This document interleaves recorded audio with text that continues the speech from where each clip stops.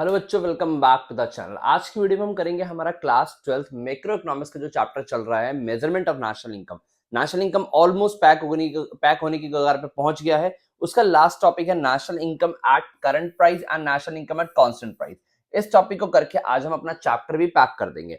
तो सर इसका मतलब क्या है, चैप्टर की हमारी लास्ट वीडियो होगी? नहीं बेटा, एक वीडियो हम चैप्टर की ना और देंगे। उसके अंदर हम क्या करेंगे सर, इस चैप्टर के लिए मिसलेनियस न्यूमेरिकल थोड़े से रह गए हैं, एज इन प्रैक्टिस बेस एक वीडियो रह गई है, वो करेंगे। उसके बाद वीडियो पूरी पैक हो जाएगी, फिर हमारा आगे का कंटेंट आएगा। तो चलिए विदाउट वेस्टिंग टाइम स्टार्ट करते हैं हमारा लास्ट टॉपिक को इस चैप्टर के, और सीखते हैं हमारे कॉन्सेप्ट्स को। तो चलिए स्टार्ट करते हैं।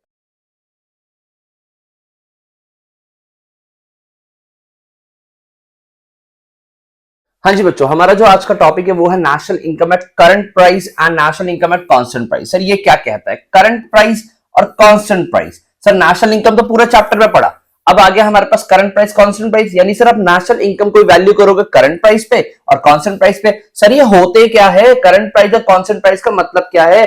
बेटा जब आप नेशनल इनकम को आज के प्राइस से वैल्यू कर रहे हो, यानी आज की नेशनल इनकम ईयर 24-25 चल रहा है, इसकी इनकम को आज अगर आप आज वैल्यू करते हो तो कौन सी इनकम हुई सर? हमारी national income at current price. और अगर आप आज के इनकम को वैल्यू करते हो किस ईयर पे सर? बेस ईयर पे। कांस्टेंट प्राइस का मतलब है वैल्यू करना बेस ईयर पे। अच्छा सर, अब ये बेस ईयर क्या होता है अभी समझेंगे, थोड़ा सब्र रखो।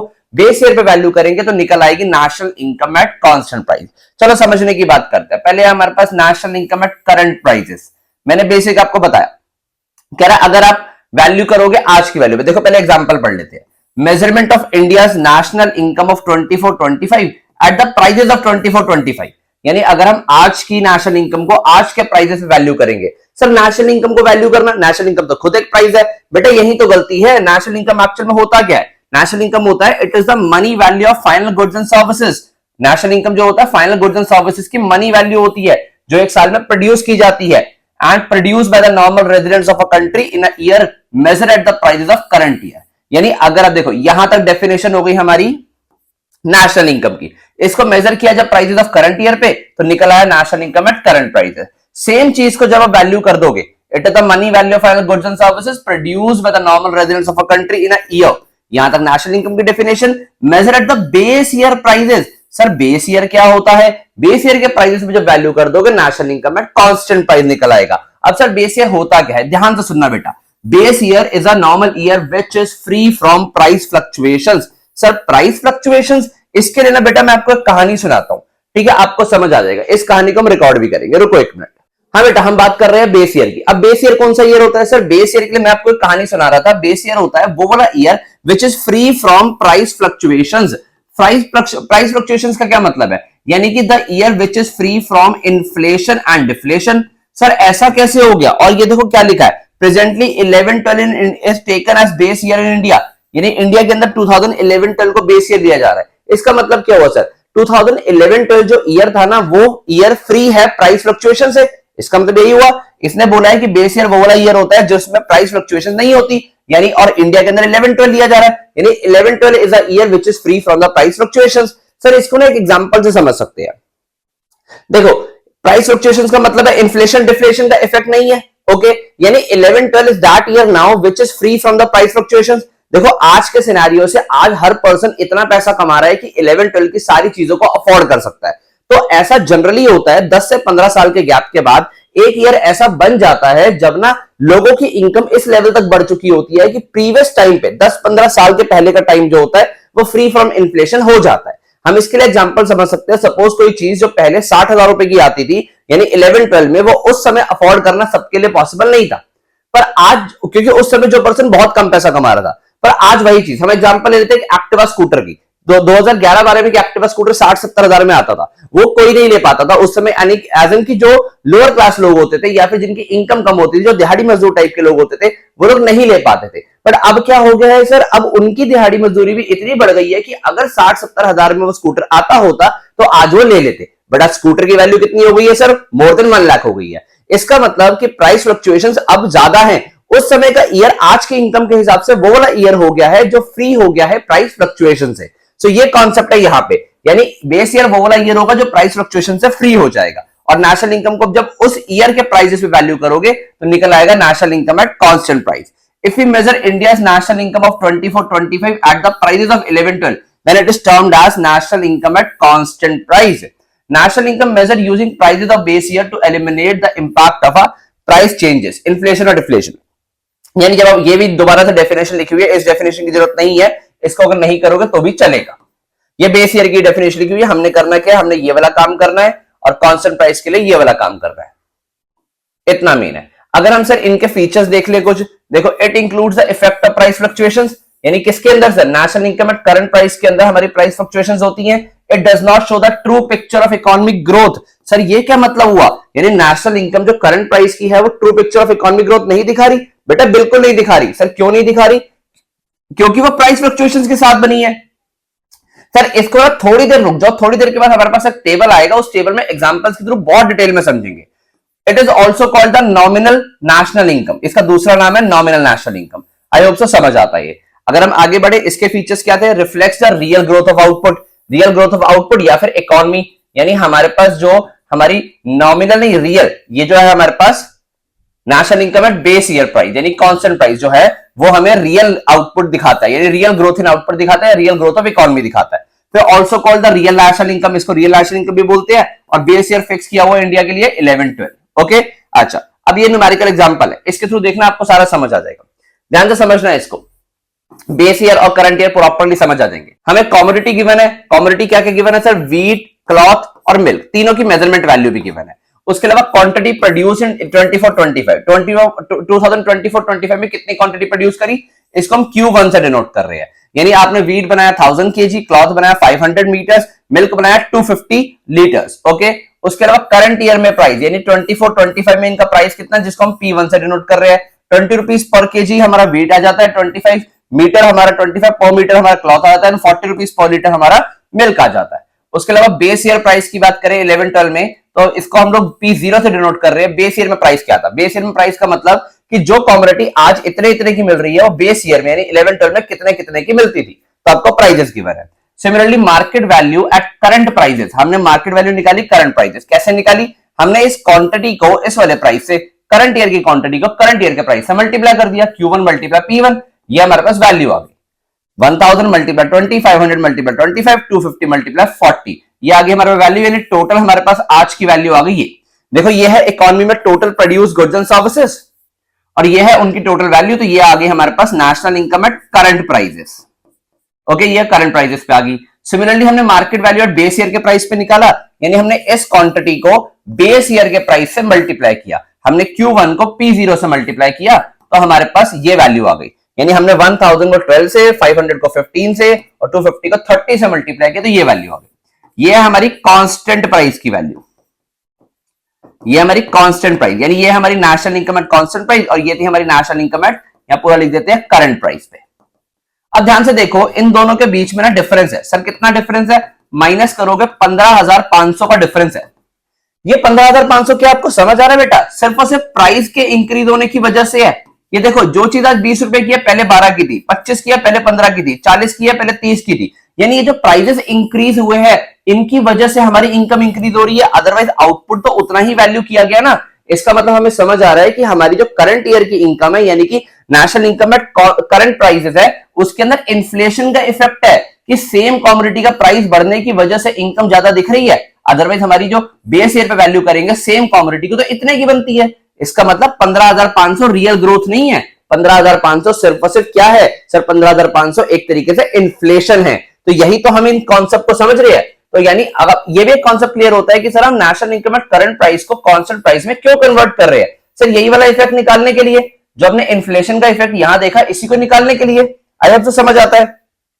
सर कन्वर्ट करना कैसे, देखो ध्यान से, conversion of national income at current price into the constant price. अगर हमें करंट प्राइस की नेशनल इनकम गिवन है तो उसको कांस्टेंट प्राइस में कैसे कन्वर्ट करेंगे। National income at constant price अगर गिवन हो तो आप क्या करोगे, फॉर्मूला लगाओगे, national income at current price divide by current price index multiply 100। Sir मैंने आपको लॉजिकली समझाता हूं, पहले एग्जांपल देखते हैं फिर लॉजिकली। फॉर्मूला तो बच्चे याद करके जाते हैं बट लॉजिक समझो, फॉर्मूला याद करने की जरूरत नहीं पड़ेगी। If price index for the current year is 150, sir price index क्या होता है, आपने 11th क्लास में इंडेक्स नंबर्स चैप्टर में भी पढ़ा है। प्राइस इंडेक्स बेसिकली एक एवरेज प्राइस है, यानी आज की सारी कमोडिटीज का मिला के ये एवरेज प्राइस है। तो हमारे पास सारी कमोडिटीज आज एवरेज प्राइस 150 की है, and national income at current price is 1,50,000 crore. Then the national income at constant price, base year के प्राइस पे कितनी निकलेगी। ध्यान से सुनना सर, आज की इनकम गिवन है 1,50,000 करोड़ और आज का प्राइस है 150, यानी आज की इनकम को आज के प्राइस से डिवाइड करोगे तो 1 रुपए के इक्वल इनकम आ गई। मुझे चाहिए सर बेस ईयर की इनकम, और बेस ईयर की इनकम जो होती है ना वो हमेशा और हमेशा, यानी बेस ईयर का जो इंडेक्स प्राइस होता है वो हमेशा और हमेशा 100 होता है, यानी बेस ईयर के लिए हमेशा 100 मल्टीप्लाई करेंगे तो ये करते ही मेरे पास 1 लाख आ जाएगा, which is my national income at constant price. देखो यही चीज की हुई है और इसी चीज का फॉर्मूला बनाया हुआ है, national income at current prices, current price index यानी आज का एवरेज प्राइस मल्टीप्लाई 100, यानी कि जो बेस ईयर का इंडेक्स होगा, और ये बेस ईयर का इंडेक्स हमेशा और हमेशा 100 ही रहेगा। तो इस तरीके से फॉर्मूला डेवलप किया, आंसर निकाला। यहां पर हमें गिवन है difference national income at current prices and national income at constant prices. Paper के लिए मैं इस डिफरेंस को 5 तारे यानी कि 5 स्टार देने की बात करूंगा, तो आप 5 स्टार दीजिए इसको और उस तरीके से पढ़िए, बहुत इंपॉर्टेंट कॉन्सेप्ट है, पेपर में आने के चांसेस बहुत ज्यादा है। क्या क्या गिवन है सर, पहले मीनिंग का आपको देखो 12th क्लास में बेटा छोटे बच्चे नहीं हो, जब भी डिफरेंस लिख के आओगे बेसिस का कॉलम साथ में लेके आओगे। बेसिस में हमें मीनिंग गिवन है दोनों का, it is the monetary value of finished goods and services produced by normal residents of a country in a year measured at the current year prices. यहां पर सेम चीज में बेस ईयर प्राइसेस, और कोई difference नहीं है। Alternative name, इसको nominal national income बोलते हैं, रियल नेशनल इनकम बोलते हैं। Index of economic growth, it is not good tool to measure the country's economic growth. क्यों? क्योंकि इसमें प्राइस फ्लक्चुएशंस जुड़ी होती हैं। It is a better measure for the country's economic growth. Causes of changes, it is influenced by changes both in prices and quantity, ये दोनों से effect करता है और ये सिर्फ और सिर्फ क्वांटिटी से इफेक्ट करता है, तो ये बेटर मेजर हुआ। Comparison, it is not useful tool for the comparison national income from different years, क्योंकि इसके अंदर इन्फ्लेशन है। It is generally used to compare the national income of different year, क्योंकि विदाउट प्राइस फ्लक्चुएशंस के है। Calculation, current price multiply current, देखो कैसे निकालते हो, जो करंट प्राइस है उसको करंट ईयर की क्वांटिटी से मल्टीप्लाई करते हो, यहां पर बेस ईयर के प्राइस को करंट ईयर की क्वांटिटी से मल्टीप्लाई करते तो निकलता है, ये फॉर्मूला है इनका। तो I hope sir difference clear होता है। डिफरेंस पेपर में इंपॉर्टेंट है, ध्यान से लिख के आना, 3 से 6 नंबर के बीच में मिल सकता है डिफरेंस। आगे पढ़े अगर हमें गिवन है nominal GDP, real GDP. Sir निहायत ही आसान टॉपिक। अगर मैं नॉमिनल जीडीपी की बात करूं, हमने अभी नॉमिनल नेशनल इनकम देखी थी ना, तो नेशनल इनकम की जगह अब जीडीपी लिख दो, यानी कि हमारा वही चीज। नॉमिनल जीडीपी का मतलब GDP at current year prices, यही मतलब हुआ सर। नॉमिनल नेशनल इनकम भी तो करंट ईयर के प्राइस पे होती थी, और रियल जीडीपी का मतलब GDP at constant year prices, इसकी बात कर रहा है सर। वहां पर हमारे पास नॉमिनल और रियल नेशनल इनकम थी, यहाँ जीडीपी है, तो नॉमिनल नेशनल इनकम और जीडीपी एट करंट प्राइस लिखा हुआ है। When GDP of a given year is estimated on the basis of prices of the same year, it is called the nominal GDP. अंग्रेजी समझ आनी चाहिए आपको। रियल जीडीपी और GDP at constant price, when GDP of a given year is estimated on the basis of prices of the base year, it is called the GDP। देखो अपनी terminology clear रखो, base year current year clear रखो, आराम से topic clear होगा। फिर अगर हम बात करें रियल जीडीपी नॉमिनल जीडीपी के बीच में लिखा हुआ है, कह रहा real GDP is more than the nominal GDP, price level in the base year is more than the price level in the current year. कह रहा अगर हमारी रियल जीडीपी ज्यादा होती है नॉमिनल जीडीपी से, तो ऐसा कब होगा? जब हमारा प्राइस लेवल बेस ईयर का ज्यादा होगा करंट ईयर से, तभी ऐसा होगा। अगर दोनों इक्वल होते हैं, यानी कि प्राइस लेवल करंट ईयर में और बेस ईयर में दोनों में सेम है, और अगर रियल जीडीपी कम होती है, इसका मतलब करंट ईयर का जो प्राइस लेवल है वो ज्यादा है, price level in the base year is less than the price level in the current year. फिर determination of nominal GDP and real GDP, वही फॉर्मूला जो आपने ऊपर किया था, वही चीज है सर, कुछ भी डिफरेंस नहीं है, ध्यान से समझना। सर अगर हम बात करें nominal GDP and real GDP can be determined in the following manner, same चीज। अगर आपको रियल जीडीपी निकालनी है, nominal GDP divide by price index multiply 100। Sir यहां पर भी तो सेम ही चीज थी, जो हमने इस चीज को सॉल्व किया था वो भी तो ये था, national income at current price, ये हमारा नॉमिनल जीडीपी तो हुआ divide by current price index, इधर भी तो यही लिखा हुआ सर। Okay, multiply 100। अगर आपको नॉमिनल जीडीपी निकालनी है, आप इस फॉर्मूले को हिला लो, यानी कैसे करोगे, यहां पर देखो ये मल्टीप्लाई, ये आपने क्या करोगे, प्राइस इंडेक्स को इधर डिवाइड में, एज इसको करके दिखा देता हूं। जैसे अभी हमारे पास real GDP is equal to nominal GDP divide by price index multiply 100 है। अब आपने क्या करना है, इसको अगर मैं इधर भेज दूं तो ये हो जाएगा real GDP multiply price index, और ये मल्टीप्लाई इधर मल्टीप्लाई में इधर नीचे डिवाइड में आ जाएगा नॉमिनल जीडीपी। ठीक है, ये नॉमिनल जीडीपी तो हमें निकालना है, तो 100 जो इधर मल्टीप्लाई में था इसको हम यहां पर भेज देंगे। ओके, तो ये यहां पर आ जाएगा नीचे 100 और इधर बच गया नॉमिनल जीडीपी। तो इस तरीके से फॉर्मूले को कन्वर्ट भी कर सकते हैं, जो यहां पर इन्होंने किया हुआ है। नॉमिनल जीडीपी के लिए real GDP multiply price index divide by 100, ये हो गया हमारा। फॉर एग्जाम्पल यहाँ पर गिवन है हमें एक और, ये एग्जाम्पल पेपर के अंदर टर्म 2 में 21-22 में आया भी हुआ है, ध्यान से सुनना। For example for better understanding, estimate the value of nominal gross domestic product, यानी नॉमिनल जीडीपी निकालना फॉर हाइपोथेटिकल यानी imaginary economy, the value of real GDP and the price index are given as 500 crore and 125 respectively. हमें क्या given है, nominal निकालना है, तो इस वाले फॉर्मूले पुट कर दें। आपको गिवन है सर रियल जीडीपी कितना, रियल जीडीपी है 500 और प्राइस इंडेक्स कितना गिवन है सर, हमें प्राइस इंडेक्स चाहिए, प्राइस इंडेक्स 125 गिवन है, डिवाइड बाय क्या करना है सर, हमने डिवाइड बाय 100 करना है, क्या आ जाएगा सर हमारा नॉमिनल जीडीपी आ जाएगा। क्या इन्होंने भी ऐसे ही कर रखा है, हाँ सर ऐसे ही कर रखा है इन्होंने, देखो nominal GDP divide bye 125 multiply 100, ठीक है यही किया हमने भी नॉमिनल जीडीपी। तो इन्होंने यहां पर इस तरीके से फॉर्मूला पुट किया, हमने ऐसे कर दिया, इसको सॉल्व करेंगे हमारा आंसर आ जाएगा, ये 2 0 से 2 0 काट दो, 125 मल्टीप्लाई 5 625, यानी हमारा आंसर हुआ 625 करोड़। तो 625 करोड़ हमारी वैल्यू है नॉमिनल जीडीपी की, अगर इस फॉर्मूले से करोगे तो। अगर पेपर में ऐसा क्वेश्चन आता है तो विदाउट लीविंग द फॉर्मूला आप अटेम्प्ट नहीं कर सकते, उसको फॉर्मूला छोड़ना, फॉर्मूला लिख के ही छोड़ना है, ऐसा नहीं है कि बिना फॉर्मूले के अटेम्प्ट कर दो उसको। फिर आगे चले तो हमारे पास ना एक क्वेश्चन आता है, इस क्वेश्चन को भी मैं 5 स्टार देने की कोशिश करूंगा, पेपर में ऑलमोस्ट कंफर्म है आपको मिल जाएगा, which is better nominal GDP और रियल जीडीपी। अभी अभी सर हमने इतनी सारी बातें कर ली कि नॉमिनल जीडीपी रियल जीडीपी में से बेटर कौन सा है, सर कौन सा बेटर है, सर रियल जीडीपी। क्यों, क्योंकि it is free from the price fluctuations, इसमें इन्फ्लेशन डिफ्लेशन का इफेक्ट नहीं है। ध्यान से देखो, real GDP helps in determining the effect of increase in production of goods and services as is affected by only change in physical output, यानी output से affect होता है। On the other hand nominal GDP can increase even without any increase in the physical output, nominal GDP increase हो सकता है without even increase in any physical output, क्योंकि prices की वजह से होता है, affected by change in prices also.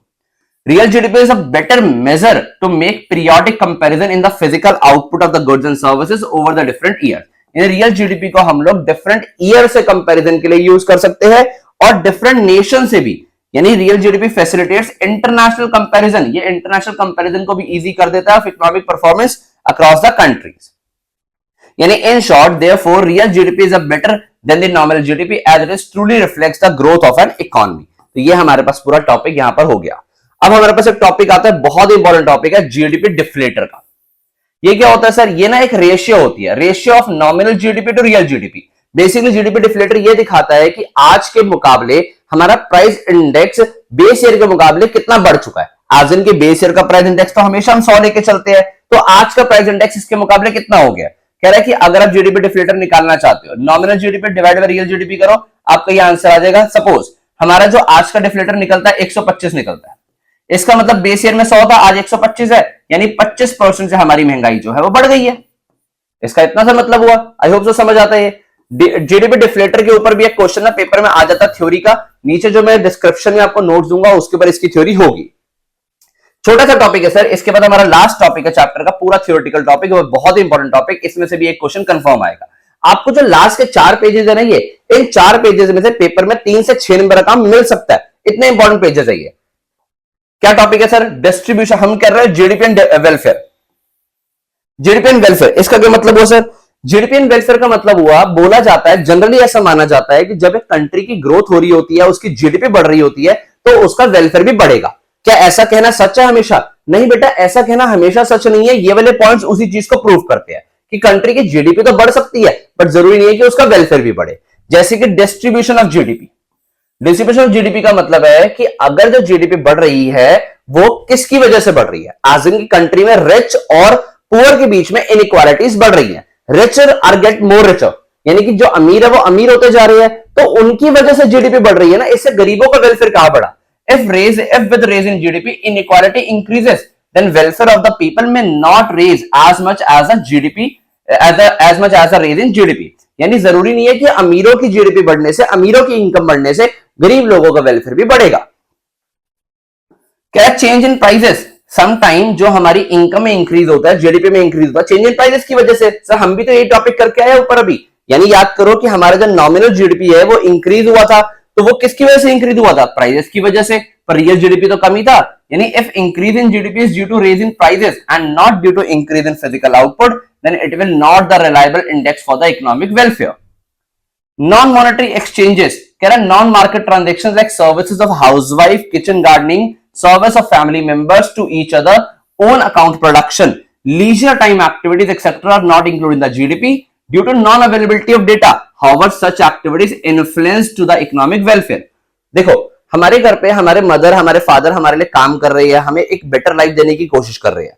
देखो, अब वो जो सर्विसेज हमारे लिए हमारी मदर खाना बना रही है, उसकी कोई इकोनॉमिक वैल्यू नहीं है, यानी मॉनेटरी वैल्यू नहीं है, पर हमारा वेलफेयर तो अच्छा हो रहा है उससे, यानी वेलफेयर बढ़ रहा है, बट जीडीपी से कोई इफेक्ट नहीं है इसका। एज इन कि जरूरी नहीं है कि जब जीडीपी बढ़ेगा तभी हमारा वेलफेयर होगा। फिर आता है एक्सटर्नलिटीज। एक्सटर्नलिटीज को अलग से स्टार पॉइंट देंगे, पेपर में अलग से पूछा जाता है point. When the activities of one result in benefits और harms to others with no payment received for benefits and no penalty for harm. कह रहा है जब आप कोई ऐसा काम करते हो जिससे ना किसी दूसरों को, यानी आपके किसी काम से दूसरों को या तो बेनिफिट हो जाए या फिर हार्म हो जाए, और बेनिफिट के लिए ना ही आपको पेमेंट करी जाए उसकी, और हार्म के लिए ना ही आपको पेनल्टी लगाई जाए, तो ऐसी चीजों को एक्सटर्नलिटीज बोलते हैं। Examples and impact of negative. कह रहे हैं कि अब जो एक्सटर्नलिटीज होती है ना, वो दो तरीके की हो सकती है, एक पॉजिटिव, नेगेटिव। पहले नेगेटिव की बात कर रहे हैं।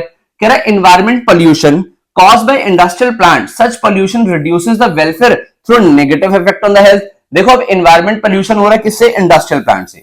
इंडस्ट्रियल प्लांट लगाने से जीडीपी तो बढ़ेगा, पर उससे क्या होगा? हमारा जो वेलफेयर है वो कम होगा। तो जीडीपी बढ़ी बट वेलफेयर तो कम हुआ। तो आई होप से समझ आता है आपको कि हमारी जीडीपी बढ़ रही है बट वेलफेयर कम हो रहा है। तो यहां पर एक एक्सटर्नलिटी, और इवन इस वेलफेयर कम होने के चलते जिस पर्सन की वजह से पोल्यूशन हो रहा है उसको कोई पेनलाइज भी नहीं किया जाएगा। अगर मैं पॉजिटिव एक्सटर्नलिटीज की बात करूं, देखो example and impact of positive externality, use of public parks by the people for the pleasure for which no payments are made by the public, this increase welfare through the positive effect on the health. अब देखो, यहां पर public parks को access कर रही है but उसके लिए कोई पेमेंट नहीं कर रही। पेमेंट नहीं करने का मतलब जीडीपी तो नहीं इंक्रीज हो रही, बट लोगों का वेलफेयर तो फिर भी बढ़ रहा है क्योंकि उनकी हेल्थ अच्छी हो रही है। GDP does not take into account the externalities positive और नेगेटिव। जीडीपी एक्सटर्नलिटीज को कंसीडर ही नहीं करती, चाहे वो पॉजिटिव और नेगेटिव हो। फिर आ रहा rate of population growth. If the rate of population growth is higher than the rate of growth of GDP, then it will decrease the per capita availability of goods and services which is adversely affect the economic welfare। कह रहा है कि अगर हमारी population ज्यादा rate से बढ़ेगी और हमारा जीडीपी इस रेट से नहीं बढ़ेगा तो per head availability of goods and services कम हो जाएगा। जैसे एग्जांपल समझे, सर आज हमारे पास 100 रुपए है और कंट्री के अंदर 10 लोग हैं, तो 10 रुपए ईच पर्सन को मिल जाएंगे। हमारी इनकम हो गई 200, पर हमारे पास कंट्री में लोग हो गए 40, यानी देखो ये डबल हुआ, 100% ग्रोथ दिखी हमें, पर यहां पर जो ग्रोथ दिखी वो हमें 400% के आसपास दिख गई। तो यानी अब हम पर हेड अवेलेबिलिटी करेंगे तो कितना आएगा? सर यहां से हम काटेंगे 4-5, यानी पर पर्सन 5 गुड्स मिल रहे हैं। पहले कितने मिल रहे थे? यानी पर पर्सन 5 रुपीज मिल रहा है, सॉरी पहले मिल रहे थे 10 रुपीज। तो यहां भी यहां देखो वेलफेयर, पॉपुलेशन की ग्रोथ ज्यादा थी जिससे लोगों को पर हेड अवेलेबिलिटी कम हो गई, तो वेलफेयर तो कम हो जाएगा। यानी सर ऐसा बिल्कुल जरूरी नहीं है कि हमारी जीडीपी बढ़े तो वेलफेयर भी बढ़े, हमारा rate of population growth GDP में ग्रोथ से कम होना चाहिए। फिर अगर हम बात करें कॉम्पोजिशन ऑफ जीडीपी, अगर आप जीडीपी देखो, जीडीपी क्या होता है? गुड्स एंड सर्विसेज के प्रोडक्शन की फाइनल वैल्यू। अगर उस फाइनल वैल्यू के अंदर आप लोगों ने वॉर गुड्स बनाए हैं, गन्स, टैंक्स, ये सब कुछ बनाया, तो सर उससे लोगों का वेलफेयर कहां बढ़ेगा? लोगों का वेलफेयर तो उससे बढ़ेगा जो चीजें होती है मास कंजम्पशन के लिए, एज एन एग्रीकल्चर गुड्स बनाए हैं, तो लोगों का वेलफेयर बढ़ेगा ना। ये देखो, increase in production of war good does not lead to any direct increase in the welfare of people, so composition of GDP also affect the welfare। अगर हाँ एग्रीकल्चर गुड्स बनाए होते, गुड्स फॉर मास कंजम्पशन बनाए होते, उससे लोगों का welfare बढ़ता। ओके, तो यहां पर ये पॉइंट्स है जिनसे ये प्रूफ होता है कि हाँ सर हमारी जीडीपी बढ़ने से जरूरी नहीं है कि वेलफेयर भी बढ़े। तो ये हमारे चैप्टर का ना लास्ट टॉपिक था। ये वाले 4 पेजेस में आपको बता दूं कि आपको पेपर में 3 से 6 नंबर दे देंगे, ध्यान से करके जाना। इनकी पीडीएफ आपको नीचे में मिल जाएगी, वीडियो को 2-3 बार सुन लेना, रीड मार लेना, बहुत ही आसानी से समझ आता होता है।